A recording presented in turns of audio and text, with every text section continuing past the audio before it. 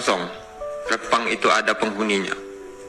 Sebagaimana yang telah diklaim oleh BP Batam, bahwa kami masyarakat Rempang ini, bahwa Pulau Rempang itu kosong, sama sekali tidak ada penghuninya. Tetapi ketika ada pemilihan umum, maka suara di Rempang itu melebihi 10.000 suara, maka belasan ribu suara. Dari mana itu kalau Pulau Rempang itu kosong? Sedangkan ketika pemilu, Rempang itu juga dikejar, di mana masyarakat kami yang tinggal di pelosok, mereka disuruh memilih. Dari bukti Rempang ini bukan pulau kosong dan sudah lama ada. Karena Rempang ini sebelum Indonesia ini merdeka, Rempang telah ada. Kami adakan pesta rakyat di sana. Kami adakan pasar murah di sana. Kami akan buktikan bahwa Rempang itu hasil buminya dan hasil lautnya sangat melimpah. Bahwa dari dulu kami ini hidup sejahtera, aman, nyaman. Ketika BBM naik, ketika sembako naik, kami masyarakat Rempang tidak pernah mengeluh. Tidak pernah kami minta bantuan, Pak turunkan BBM, turunkan sembako. Kami sanggup. Bahkan dari kami petani dan nelayan, kami sanggup menyekolahkan anak kami sampai ke sarjana. Jadi kurang apa lagi kami? Apa kurang sejahtera kami? Kurang nyaman kami? Kurang aman kami? Enggak. Jadi pembangunan PSN ini alasan dari pemerintah supaya kami ini sejahtera. Buktinya kami sejahtera selama ini sebelum adanya PSN ini. Masih ada Pak Syukri? Masih. Jadi dipersingkat waktunya. Kejadian kriminal ini tidak hanya dilakukan oleh pihak tim terpadu. Kami pernah diserang oleh PT MEG. Sampai warga kami ada yang patah tangannya, nenek-nenek, ada yang berdarah, ada yang pecah kepalanya, bahkan ada yang pernah kena busur. Jadi kami sebagai warga sangat menderita ketika PSN ini masuk. Kami tidak dianggap, seolah-olah kami itu binatang di sana. Di mana keadilan negeri ini? Ketika melihat warga dan masyarakat rakyatnya sejahtera, mereka ingin merampas ruang hidup kami.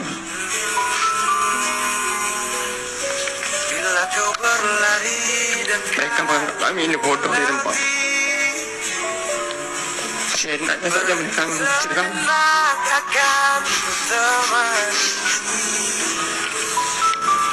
Kadang dunia tak peduli dan cinta tak kami punya wakil rakyat, tetapi hari ini wakil rakyat tidak datang, tidak mau mendengar inspirasi masyarakatnya rakyat.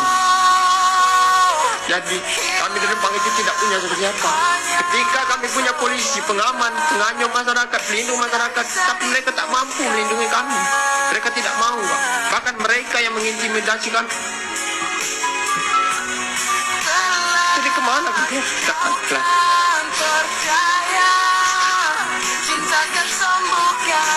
Tapi adalah spirit dari tokoh-tokoh ini ya mengingatkan kita semua bahwa kepolisian itu lahir dari rahim reformasi.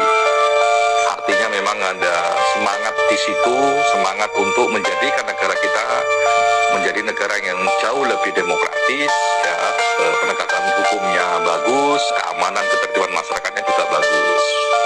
Itu yang pertama, itu mengingatkan kita semua. Nah, terkait apa yang penting ya, yang pertama memang ayo kita cek bersama-sama misalnya instrumen kepolisian ya yang tidak sesuai misalnya atau tidak mengikuti perkembangan zaman, misalnya terkait ruang digital yang begitu luas ya, bagaimana misalkan meletakkan perlindungan terhadap kebebasan berekspresi, berpendapat, berkumpul ya dengan instrumen yang ada ya. Misalnya kalau berangkat dari aksi Agustus kemarin misalnya, itu kan dinamikanya berbeda dengan kalau kita membayangkan aksi-aksi yang ruang digitalnya belum terlalu lebar gitu ya.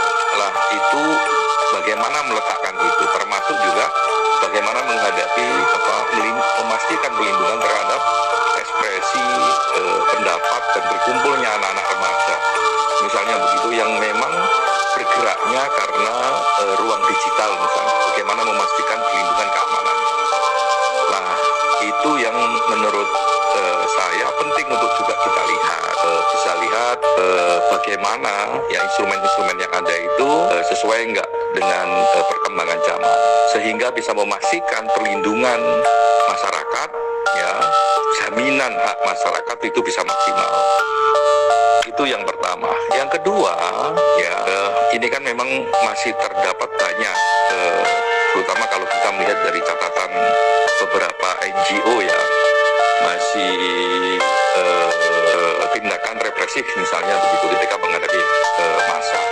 Nah, tindakan represif itu apakah ini bagian dari kebudayaan ataukah tidak budaya? Kalau itu masih dipandang sebagai bagian budaya, ya kita harus beresin.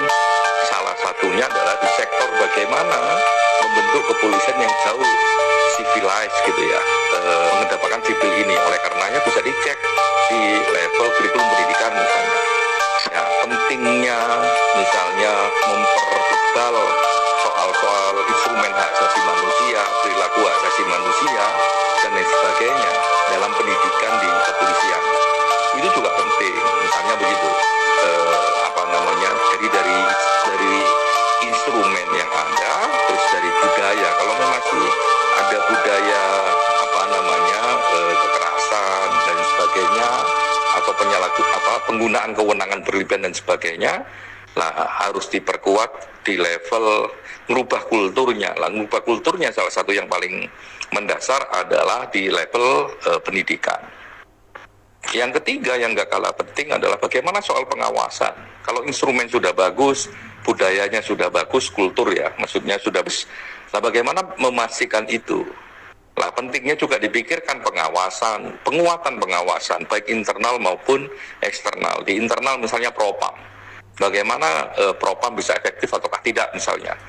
Nah, termasuk juga Kompolnas misalnya sebagai pengawas eksternal. Lah, saya kira juga memperkuat Kompolnas agar efektif melakukan pengawasan, agar efektif mencegah pelanggaran, dan efektif untuk memberikan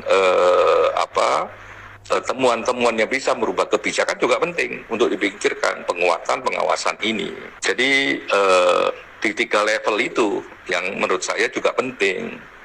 Nah, sebenarnya ya upaya untuk memperbaiki sudah ada. Ya, lalu misalnya dalam beberapa tahun terakhir ini Pak Listio misalnya sebagai Kapolri selalu menekankan ayo humanis, profesional dan sebagainya.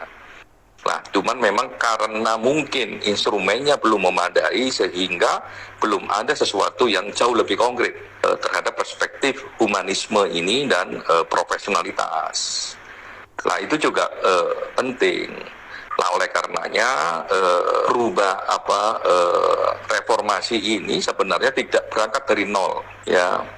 Dari beberapa rekam jejaknya ada, misalnya soal bagaimana pelayanan yang baik, ada upaya untuk digitalisasi pelayanan, ya, SIM, terus pengaduan kalau ada pelanggaran oleh anggota kepolisian. Bisa langsung antara pengadu langsung masuk ruang online itu bisa melakukan pengaduan.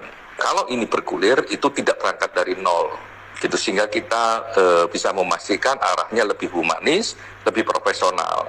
Apalagi ya kemarin doktrinnya itu profesional dan humanis itu. Nah, itu yang penting ya. Jadi tidak berangkat dari nol. Ini bisa menjadi modalitas. Mana yang diperkuat, mana yang diperbaikin, mana yang harus diganti. Nah, itu ada. Itu yang mungkin bisa menjadi semacam roadmap atau jalan-jalan bagaimana penguatan kepolisian ya untuk memastikan kepolisian kita profesional dan humanis yang memang tetap memegang prinsip hak asasi manusia.